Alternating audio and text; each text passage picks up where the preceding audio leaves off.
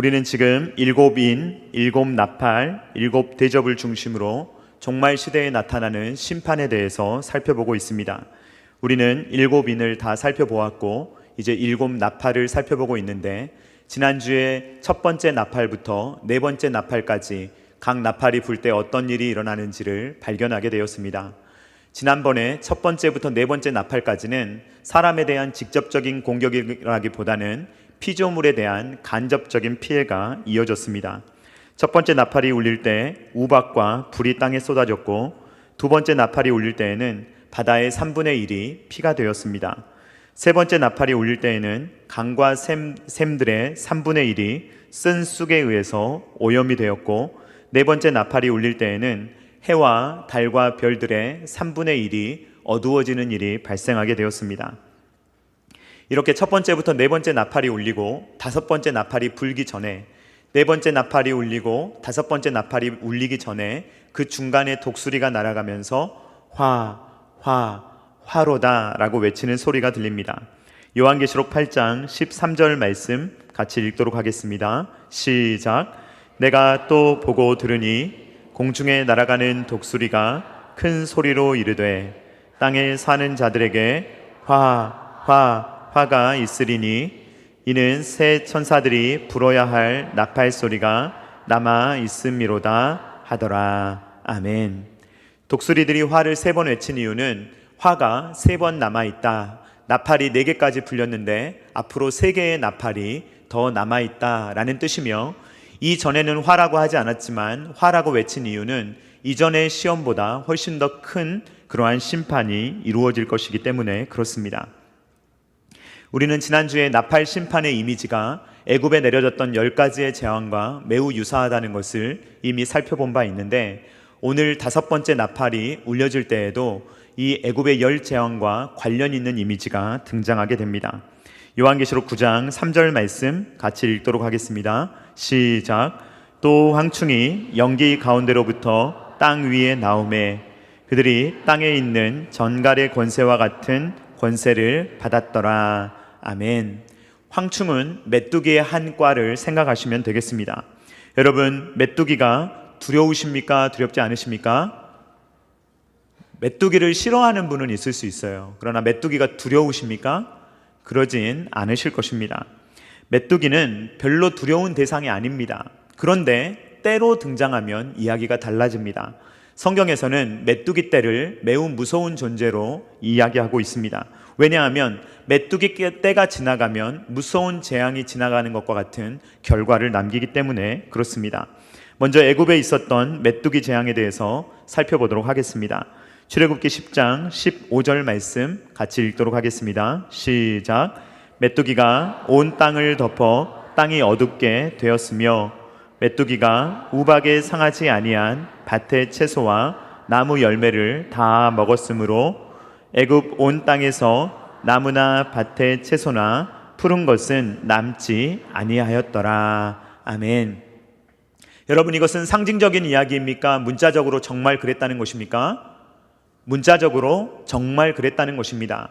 애굽에는 역사적으로 메뚜기 떼가 나타나서 애굽을 완전히 확 쓸어버린 것입니다. 그때 어떻게 되었냐면, 하나님께서 먼저 우박을 주셨는데 이 우박이 떨어지고 나서 남아있는 푸릇푸릇한 것들을 이제는 메뚜기들이 와서 다 먹어버리는데, 메뚜기가 얼마나 많냐면 온 땅을 덮어서 땅이 어둡게 보일 정도로 그렇게 메뚜기가 많았다라고 이야기를 하고 있습니다. 여러분, 애굽에 임했던 이 메뚜기의 재앙을 한번 상상하시면서 다음 영상을 한번 잠깐 보도록 하겠습니다. 이 영상은 지난 2016년도에 러시아에서 출몰했던 그러한 장면입니다.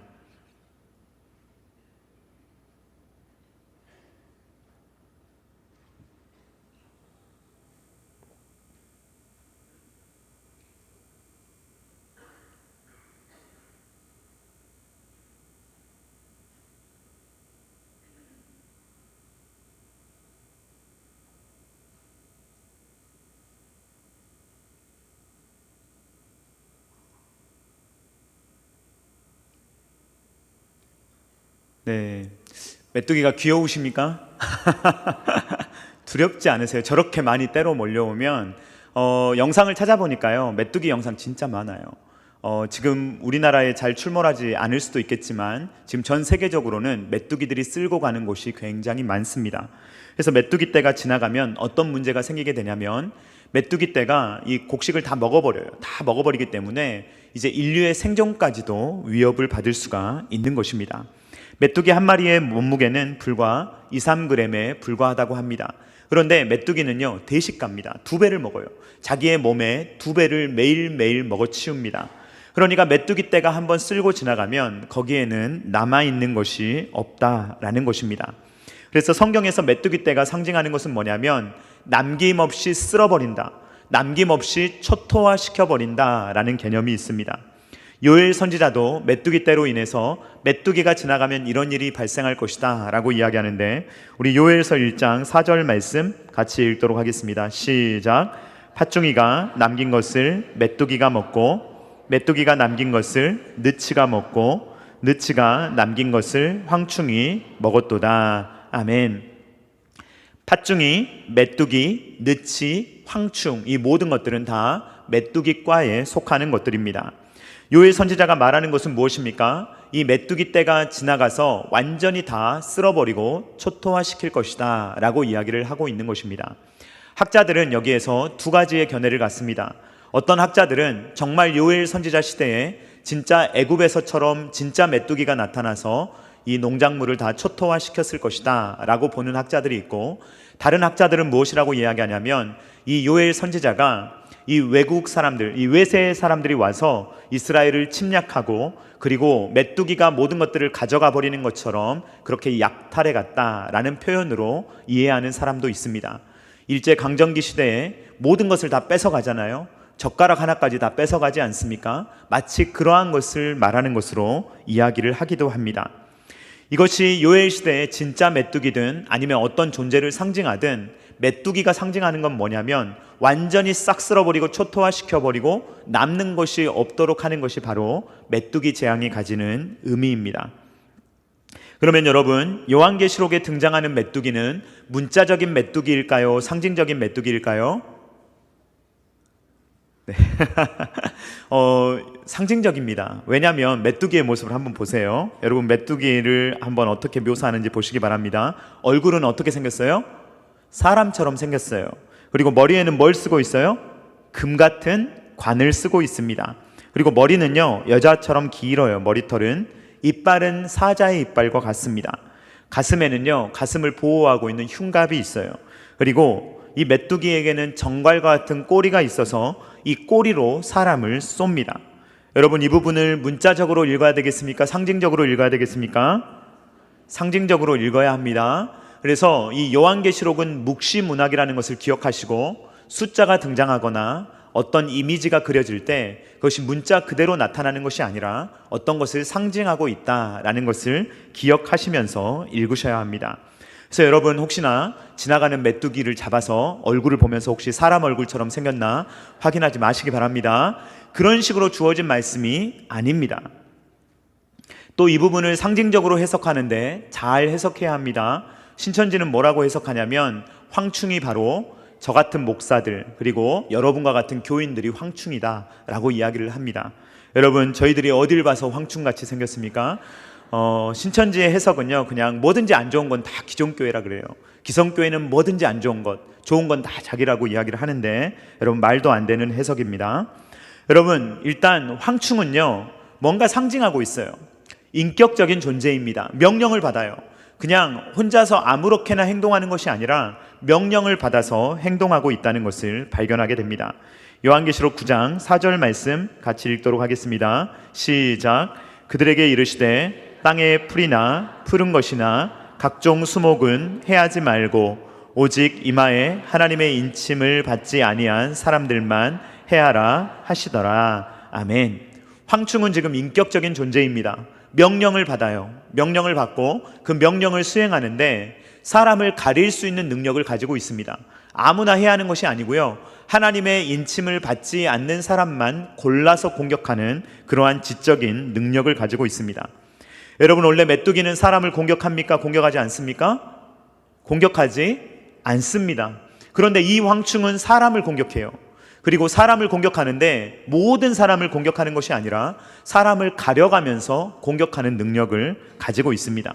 그리고 메뚜기의 본성은 식물을 먹는 것입니까? 먹지 않는 것입니까? 식물을 먹는 것이 메뚜기의 본성이에요.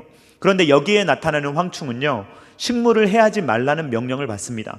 그러니까 이 메뚜기가 본성에 거스르는 거예요. 본인이 먹어야 되는 식물은 먹지도 않고 공격하지 말아야 될 사람을 공격하는데 사람을 가려서 공격하는 능력을 가지고 있다라는 것입니다. 그렇다면 이 황충이 의미하는 것은 무엇일까요? 결론부터 말씀드리면 이 황충은 귀신들을 의미합니다. 귀신들이 무저갱에 갇혀 있다가 무저갱이 잠깐 열리게 되는데 귀신들이 잠깐 동안 나와서 세상을 활개하게 되는 것입니다. 요한계시록 9장 2절 말씀 우리 한번 같이 읽어보도록 하겠습니다. 시작. 그가 무저갱을 여니 그 구멍에서 큰 화덕에 연기 같은 연기가 올라오매 해와 공기가 그 구멍의 연기로 말미암아 어두워지며. 아멘. 자, 무저갱이라는 것을 해석하실 때는요, 이것을 보통 학자들은 바닥이 없는 구덩이라고 이야기를 합니다. 그러니까 구덩이가 어느 정도 내려가면 바닥이 있어야 되는데 바닥이 보이지 않는, 아무리 내려가도 바닥이 없는 그런 구멍을 무저갱이라고 하는데 이것이 정확하게 어떤 것인지 우리는 잘 알 수가 없습니다.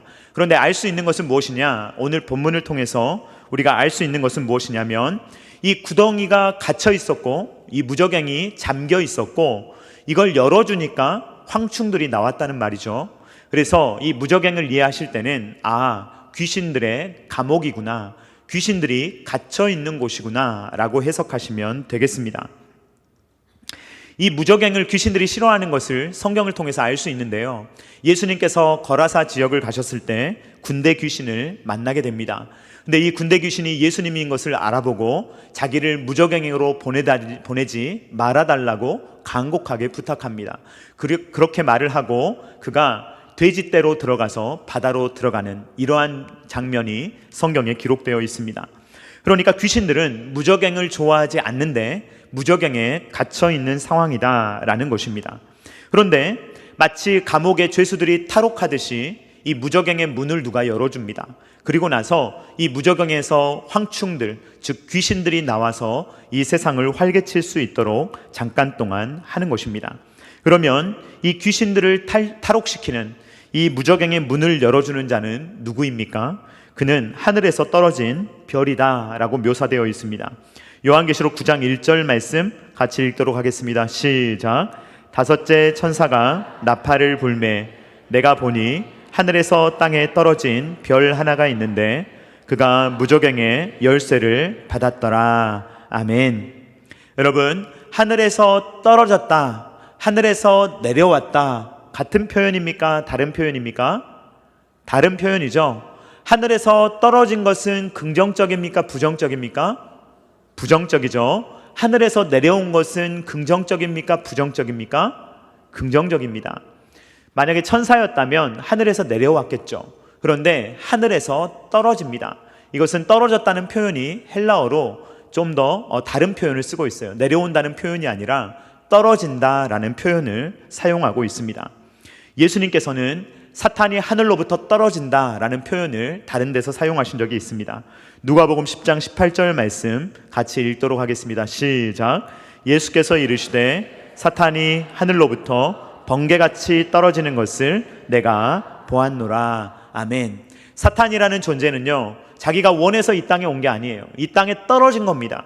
하나님께서 떨어뜨리시니까 이 땅으로 쫓겨난 존재입니다. 한 군데만 더 확인해 보겠습니다. 요한계시록 12장 9절 말씀 같이 읽겠습니다. 시작. 큰 용이 내쫓기니 옛뱀 곧 마귀라고도 하고 사탄이라고도 하며 온 천하를 꾀하는 자라. 그가 땅으로 내쫓기니 그의 사자들도 그와 함께 내쫓기니라. 아멘. 마귀는 구약적인 표현이고 사탄은 신약적인 표현입니다. 성경에 등장하는 마귀는 딱 하나의 존재입니다. 여러 명이 아니에요. 마귀들, 사탄들이라는 표현이 등장하지 않습니다. 마귀, 사탄, 단수입니다. 마귀와 사탄은 우두머리이고요, 그리고 귀신들, 자기의 휘하를 데리고 다닙니다. 그래서 사탄은 어떻게 되어 있느냐? 이 떨어진 별로 묘사되고 있는데, 나중에 보면 이 귀신들의 왕이다, 메뚜기들의 왕이고 귀신들의 왕이며 이 무저갱의 사자, 무저갱의 수호자다라고 성경은 말하고 있습니다. 요한계시록 9장 11절 말씀 같이 읽도록 하겠습니다. 시작. 그들에게 왕이 있으니 무저갱의 사자라.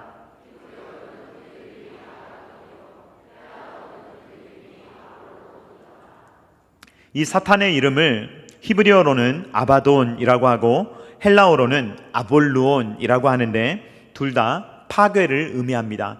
사탄의 이름은 파괴와 연결되어 있습니다. 사탄은 무엇이든 파괴시켜버리는 속성을 가지고 있다는 것을 볼 수가 있습니다. 사탄이 잠깐 동안 문을 열어주고 귀신들이 나와서 활개를 치게 되는데, 이 귀신들이 사람을 괴롭힐 때 그 괴롭힘이 얼마나 심한지, 이 귀신 들림, 그리고 이 사람들을 사탄들이 소유하고 이 사탄이 사람에게 얼마나 장난을 치는지 사람들은 굉장히 극심한 고통을 경험하게 됩니다. 그런데요, 죽지를 못해요. 죽지를 못하고 5개월 동안 고통을 당하게 됩니다. 요한계시록 9장 5절 말씀 같이 읽도록 하겠습니다. 시작. 그러나 그들을 죽이지는 못하게 하시고 5달 동안 괴롭게만 하게 하시는데, 그 괴롭게 함은 정갈이 사람을 쏠 때의 괴롭게 함과 같더라. 아멘. 여기에서 우리는 지옥의 고통을 볼 수가 있습니다. 지옥은 어떤 곳입니까? 고통을 당하는데 죽을 수도 없이 그 고통을 계속 받는 곳이 지옥입니다. 그런데 이 심판은 잠깐 지옥을 보여주는 거기 때문에 영원한 것이 아니고 몇 개월입니까? 5개월 동안 지속이 됩니다. 그러면 사탄과 귀신들이 받은 시간은 왜 5달이라고 기록되어 있습니까? 그 이유는 메뚜기 떼의 이미지로 설명을 하고 있는데, 메뚜기의 생존 기간이 5개월 정도 된다고 합니다. 그리고 메뚜기가 출몰하는 기간, 이 팔레스타인 땅에 출몰하는 기간이 4월부터 8월까지 약 5달 동안이라고 합니다. 어느 쪽으로 해석하든 사탄과 귀신들이 활동하는 시기는 짧다, 그것은 금방 지나간다 라는 것을 성경이 기록하고 있는 것입니다. 그러나 문제는 사탄이 지나가면, 귀신이 역사하면 극심한 고통을 당하게 된다, 어려움을 당하게 된다 라는 것이 오늘 5번째 나팔이 우리에게 주는 말씀입니다. 그런데 여러분, 말씀을 읽다 보면 이상한 부분이 하나 발견이 됩니다. 여러분, 황충은 누구를 해야 합니까? 다시 한번 요한계시록 9장 4절 말씀을 읽어보도록 하겠습니다. 시작. 그들에게 이르시되 땅의 풀이나 푸른 것이나 각종 수목은 해하지 말고 오직 이마에 하나님의 인침을 받지 아니한 사람들만 해하라 하시더라. 아멘. 여러분, 성경에는요 딱 2 종류의 사람만 등장합니다. 여러분, 성경은 어떻게 사람을 분류합니까? 신자와 불신자로 분류합니다. 딱 둘이에요. 중간은 없어요. 신자냐 아니면 불신자냐, 이렇게 구분합니다. 요한계시록으로 표현하면 이렇게 표현할 수가 있습니다. 하나님의 인치심을 받은 자, 그리고 하나님의 인치심을 받지 않은 자, 이렇게 구분할 수 있는데, 하나님의 인치심을 받지 않은 자는 나중에 보면 짐승의 표를 받은 자다라고 이야기를 합니다. 그러니까 요한계시록적인 표현에 의하면 하나님의 인치심을 받았느냐 아니면 짐승의 표를 받았느냐, 사람은 이렇게 2 종류로 분류된다라는 것입니다. 여러분, 이 사탄과 귀신들이 그렇다면 하나님의 인치심을 받은 자를 공격해야겠습니까? 아니면 짐승의 표를 받은 자를 공격해야겠습니까? 하나님의 인치심을 받은 자를 공격해야죠. 사탄의 적은 누구예요? 사탄의 적은 누구예요? 믿는 자들 아닙니까? 믿는 자들이 사탄의 적이에요. 이 짐승의 표를 받은 사람들은 누구예요? 자기의 추종자들입니다. 사탄을 섬기는 자들이에요. 그런데 이 사탄은 지금 누구를 공격합니까? 귀신들과 함께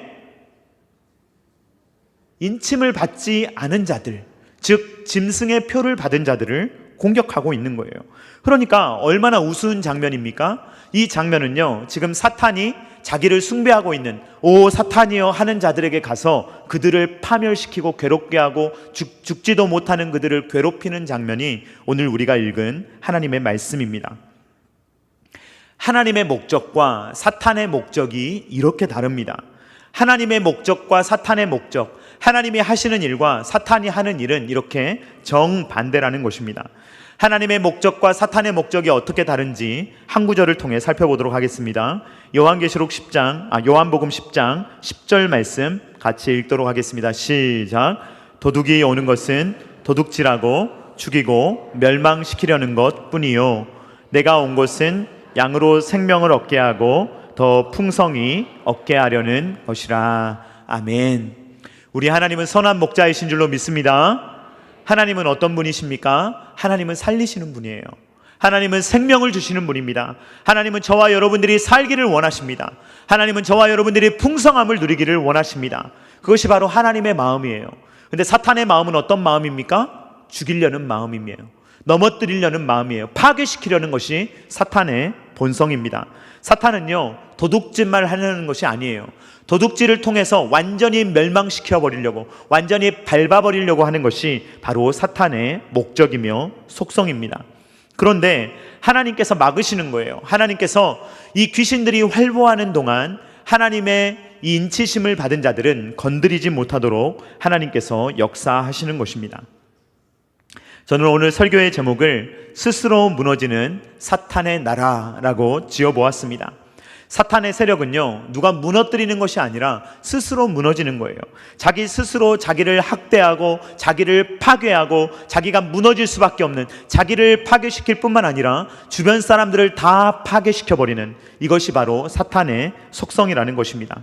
사탄이 얼마나 자학적인 존재인지 한번 살펴보도록 하겠습니다. 마가복음 5장 4절로 5절 말씀 같이 읽도록 하겠습니다. 시작. 이는 여러 번 고랑과 쇠사슬에 매였어도 쇠사슬을 끊고 고랑을 깨뜨렸음이로라. 그리하여 아무도 그를 제어할 힘이 없는지라.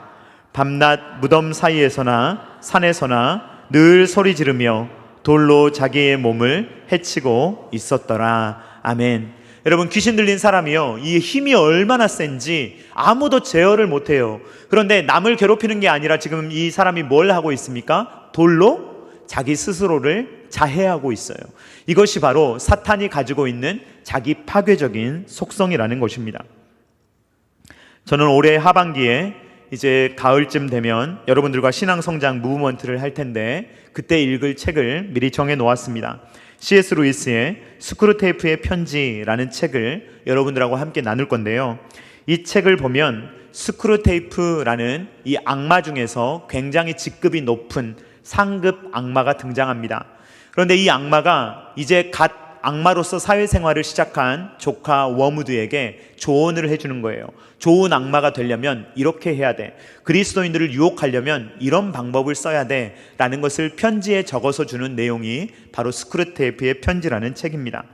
그런데 이 워무드라는 조카가 이 삼촌의 조언에 따라서 이렇게 여러 가지를 행하는데요. 결국에 사람을 놓쳐요. 그 사람을 이 악마의 수중에 두지 못하고 예수님께 뺏기게 됩니다. 그러니까 이 스크루테이프가 화가 나가지고 이제 이 조카를 바라보는데 이 조카까지도 먹어버리려고 하는 거예요. 여러분, 이 삼촌이라는 존재가 조카를 아낌없이 먹어 삼키려고 하는 존재가 바로 사탄이라는 존재입니다. 그래서 이 편지의 마지막은 이렇게 끝납니다. 너를 더더욱 개걸스레 탐내며 아끼는 삼촌. 삼촌인데 조카마저도 집어삼키려고 하고 먹으려고 하고 파괴시키려고 하는 그러한 본성을 가진 것이 바로 사탄의 속성이다라는 것입니다. 그럼 오늘 5번째 나팔을 통해서 저와 여러분들이 얻게 되는 교훈은 무엇입니까? 첫 번째 교훈은 사탄과 귀신들의 활동이 지극히 제한적이다라는 것입니다. 여러분, 사탄과 귀신들은 능동적입니까? 수동적입니까? 자, 능동적입니까? 수동적입니까? 수동적입니다. 사탄과 귀신들은요, 자기들 마음대로 못해요. 누구에게 묶여 있습니까? 하나님께 묶여 있습니다. 그렇기 때문에 이들이 세상을 덮어버리는 것처럼 보일지라도, 메뚜기 떼가 와서 온 세상을 덮어버리는 것처럼 보인다 할지라도 그들의 능력은 지극히 제한되어 있다는 것을 우리는 기억해야 합니다. 이들은 사사건건 하나님의 통제를 받고 있습니다. 요한계시록 9장 1절 하반절 말씀 같이 읽도록 하겠습니다. 시작. 그가 무저갱의 열쇠를 받았더라. 받아야만 열 수 있어요. 자기가 열 수 있는 게 아니에요. 아무리 귀신들이라고 하지만 자기 마음대로 사탄이 부릴 수 없다는 것입니다. 하나님께서 잠깐 무저갱을 열 수 있도록 허락해 주셔야만 열 수 있는 존재가 사탄이라는 거예요. 신천지에서 가르치는 것처럼 마치 하나님과 사탄이 대결을 하는데 주로 이제까지 사탄이 이겨온 것처럼 가르치는 것은 엄청난 잘못입니다. 여러분, 어떻게 피조물인 사탄이 하나님과 동등한 위치에서 싸울 수가 있겠습니까? 말도 되지 않습니다. 사탄은 피조물에 불과합니다. 그렇기 때문에 하나님께서 열쇠를 잠깐 빌려주셔야만 하나님의 허락을 받아서 무저갱을 열 수 있는 존재가 사탄이라는 존재라는 것을 우리는 기억해야 합니다.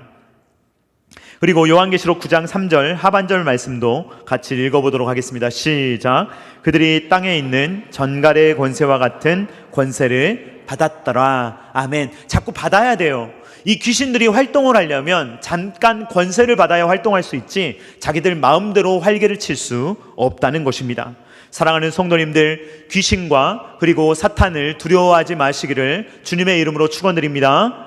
왜냐하면 그들은 우리에게 해를 가할 수 있는 존재가 아니에요. 하나님께서 허락해 주실 때 잠깐 할 수 있어요. 그러나 그들은 하나님의 입맞은 사람들을 괴롭힐 수 없다는 것입니다. 이것이 바로 두 번째 교훈인데, 귀신들은 하나님의 사람들을 해할 수 없다는 것입니다. 요한계시록 9장 4절 하반절 말씀 읽도록 하겠습니다. 시작. 오직 이마에 하나님의 인침을 받지 아니한 사람들만 해하라 하시더라. 아멘. 여러분, 귀신이 잠깐 우리를 유혹할 수 있습니다. 잠깐 우리에게 고통을 줄 수 있어요. 잠깐 동안. 그러나 여러분, 귀신의 소유가 되는 것은 아닌 줄로 믿습니다. 우리는 절대로 귀신의 소유가 되지 않습니다. 왜냐하면 우리 안에 누가 계십니까? 예수님이 계시기 때문입니다. 우리 안에 성령 하나님께서 계시기 때문입니다. 사탄이 욥을 잠깐 시험했어요. 욥을 잠깐 어렵게 만들었습니다. 그러나 사탄은요, 욥을 소유한 적이 단 한 번도 없는 것입니다. 사탄은 절대로 여러분들과 저를 절대로 소유할 수 없으며 자기의 휘하에 삼고 저와 여러분들을 부릴 수가 없는 것입니다. 가끔 세상을 보면요, 세상이 좀 미친 것처럼 보일 때가 있습니다. 악령의 역사가 아니고서는 어떻게 이런 일을 사람이 할 수 있나, 어떻게 사람들이 이렇게까지 악한 일을 할 수 있나 라는 생각이 들 때가 있습니다. 정말 악한 영들이 강하게 역사하고 있구나 라는 생각이 들 때가 한두 번이 아닙니다. 여러분, 그렇다 할지라도 두려워하지 마시기를 주님의 이름으로 축원드립니다. 불안해하지 마시기를 주님의 이름으로 축원드립니다. 아무리 악령들이 메뚜기처럼 설치고 다녀도 그들에게는 그들의 끝이 있으며 결국에는 한 5개월 정도 활동할 수 있는 것이며, 그들은 바람과 같이 스쳐가는 존재들이요, 그들은 스스로 붕괴할 것이기 때문입니다. 그들은 하는 모든 일들이 파괴적인 행동이에요. 그런데 누구를 파괴하냐면 하나님의 사람들을 파괴하는 것이 아니라 자기들 스스로를 파괴하는 것입니다. 사탄의 나라를 스스로 허무는 일들을 그들이 하고 있다는 것입니다. 사탄은 개걸스러운 식탐을 가지고 남들을 집어삼키고 파괴시키는 일을 합니다. 그러나 하나님은 정반대의 일을 하시는 것입니다. 하나님의 사랑은 십자가의 사랑입니다. 하나님은 자기를 죽여서까지도 하나님께서는 저와 여러분들을 살리시는 일을 하는 것입니다. 그 하나님께서 저와 여러분들을 절대로 포기하지 않으시는 줄로 믿습니다. 그 하나님의 사랑으로 아무리 메뚜기 떼 같은 사탄의 역사가 있다 하더라도 하나님께서는 저와 여러분들을 끝까지 붙들어 주신다라는 것입니다. 그러므로 우리는 이 땅을 두려워하며 살아갈 이유가 전혀 없습니다. 강하고 담대하게 살아가시기 바랍니다. 앞으로 어떠한 일이 온다 하더라도 사탄의 나라는 반드시 무너질 것입니다. 그리고 반드시 하나님의 나라는 왕성하게 세워지게 될 것입니다. 아무리 교회의 위기를 이야기한다고 하더라도 하나님께서 교회를 반드시 세우실 줄로 믿습니다. 반드시 부흥케 하실 줄로 믿습니다. 반드시 하나님의 나라를 이루실 줄로 믿습니다. 그렇기 때문에 우리는 낙담하지 않는 것입니다. 그저 요즘에 나타나는 현상을 보면서 요즘 시대는 너무 힘들어, 요즘 시대는 너무 악해, 요즘은 뭐가 되는 일이 없어, 그러면 아무것도 안 되는 거예요. 그러나 하나님께서 하시는 것을 믿으며 하나님은 역사하신다, 하나님은 일으키신다, 하나님 부흥을 주신다, 하나님은 교회를 살리신다, 하나님은 다음 세대를 일으키신다, 우리가 믿고 나아가면 하나님은 어떤 시대에도 능히 역사하신다는 것입니다. 사랑하는 성도님들, 우리의 하나님께서 우리와 함께 하시기 때문에 우리의 영혼은 안전한 줄로 믿습니다. 우리의 영혼은 평안한 줄로 믿습니다. 우리 한번 같이 고백해 보겠습니다. 내 영혼은 평안하다. 내 영혼은 안전하다. 이것을 평생 고백하며 살아갈 수 있는 저와 사랑하는 성도님들 다 되실 수 있기를 주님의 이름으로 축원드립니다. 우리 같이 찬양으로 고백하도록 하겠습니다. 내 영혼은 안전합니다. 내 아버지 품 안에 있기 때문에 우리는 안전합니다 라고 고백하겠습니다.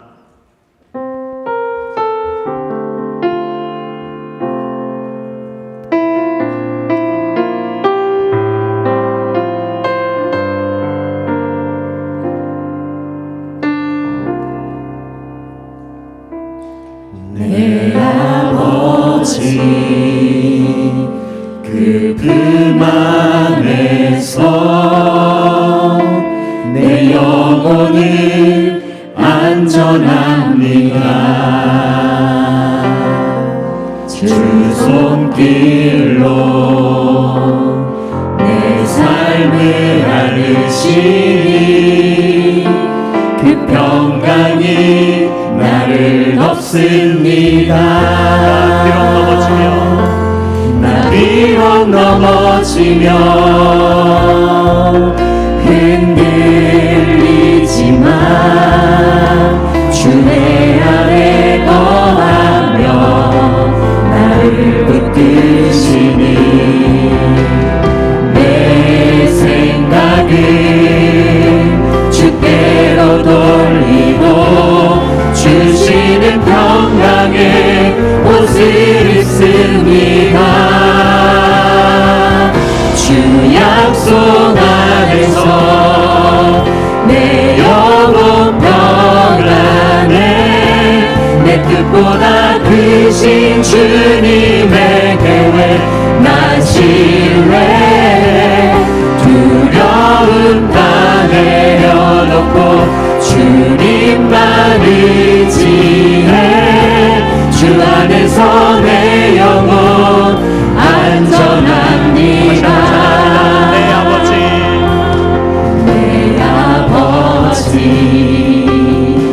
그 품 안에서 내 영혼은 안전합니다. 주 손길로 내 삶을 아르시니 그 평강이 나를 덮습니다. 나 비록 넘어지면 흔들리지만 주의 안에 거하며 나를 붙드시니 내 생각을 주께로 돌리고 주시는 평강의 옷을 입습니다. 주 약속 안에서 내 영혼 평안해. 내 뜻보다 크신 주님의 계획 나 신뢰.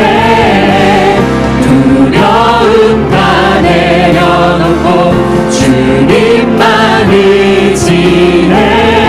주 안에서 내 영혼 안전합니다. 주 약속 안에서 내 영혼 평안해. 내 뜻보다 크신 주님의 계획 나 신뢰해. 두려움 다 내려놓고 주님만 의지해. 주 안에서 내 영혼 안전합니다.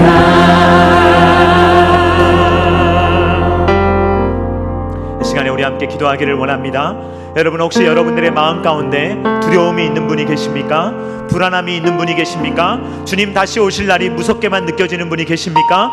이 시간에 주님께 구할 때 주여, 주님께서 내 머리에 인치셨으며 너는 내 것이라고 말씀하시는 주님의 음성이 내 안에 확신이 되게 하여 주시오며 이 땅을 살아갈 때 두려움과 두려움과 절망으로 살아가는 것이 아니라 믿음과 소망으로 승리하며 살아갈 수 있도록 도와주시며 모든 악한 세력을 물리치며 살아갈 수 있는 믿음을 우리에게 허락해달라고 다같이 주여 한번 외치고 기도하겠습니다. 주여,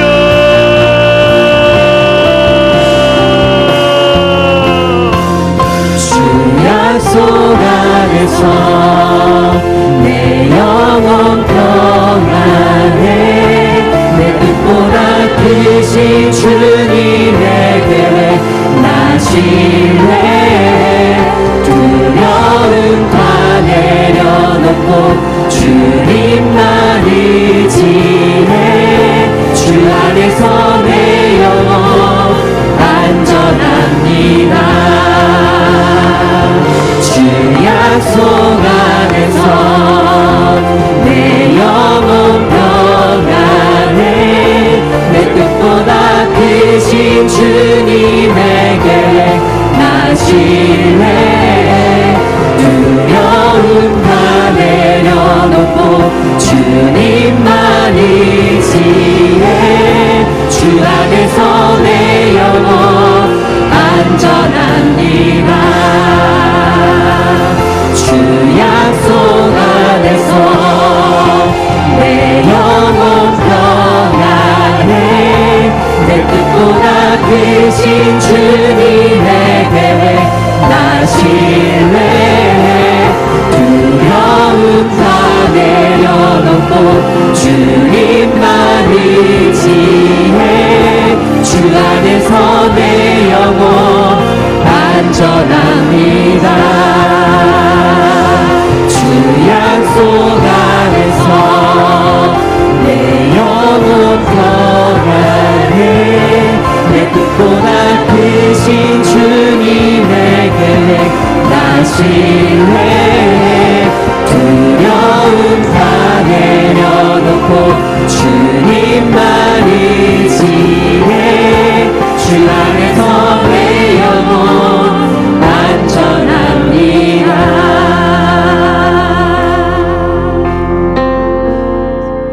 사랑이 많으신 하나님 아버지 감사를 드립니다. 요한계시록의 말씀이 우리를 향한 두렵고 떨리는 말씀이 아니라 우리를 위로하는 하나님의 사랑의 편지임을 우리로 하여금 깨닫게 하시니 감사를 드립니다. 주님께서 너는 내 것이라, 내 아들이라, 내 딸이라, 내 인을 너희의 이마에 쳤다, 너희들은 안심하라고 우리에게 말씀하여 주시니 감사를 드립니다. 주여, 어떠한 일이 온다 하더라도 두려워하지 말게 하시며 불안에 떨지 말게 하여 주시오며 주님 주시는 강함으로, 주님 주신 담대함으로 이 땅을 살아갈 수 있도록 주님 역사하여 주시옵소서. 주님, 이 땅을 주님 공격하는 모든 악한 사탄과 악한 귀신들의 세력들이 다 떠나가게 하여 주시오며 주님, 우리를 괴롭히지 못하게 하여 주시오며 주님, 이 땅에, 이 광주 땅에, 이 대한민국 땅에, 이 세상에 오직 하나님의 나라만 풍성하게 임하게 하여 주시옵소서. 주님, 교회마다 살아나게 하여 주시옵소서. 교회마다 불타오르게 하여 주시옵소서. 선교지마다 변화되게 하여 주시옵소서. 하나님의 나라가 왕성하게 일어나게 하여 주시옵소서. 열방이 주님께로 돌아오게 하여 주시옵소서. 주님, 모든 악한 사탄의 세력들이 꺾이는 것을 우리로 하여금 보게 하여 주시옵소서. 그래서 주의 나라를 누리며 풍성하게 전하며 살아갈 수 있는 정말 신앙으로 승리하는 모든 사랑하는 성도님들, 그리고 첨단 게라시 교회가 될 수 있도록 주님 역사하여 주시옵소서.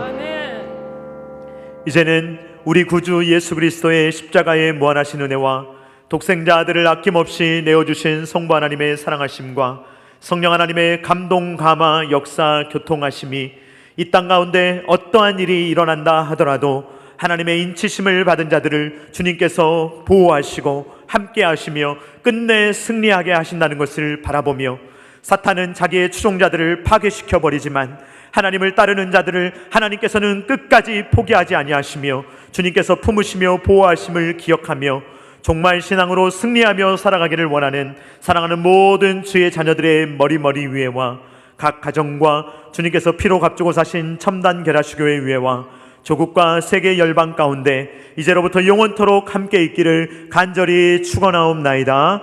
아멘.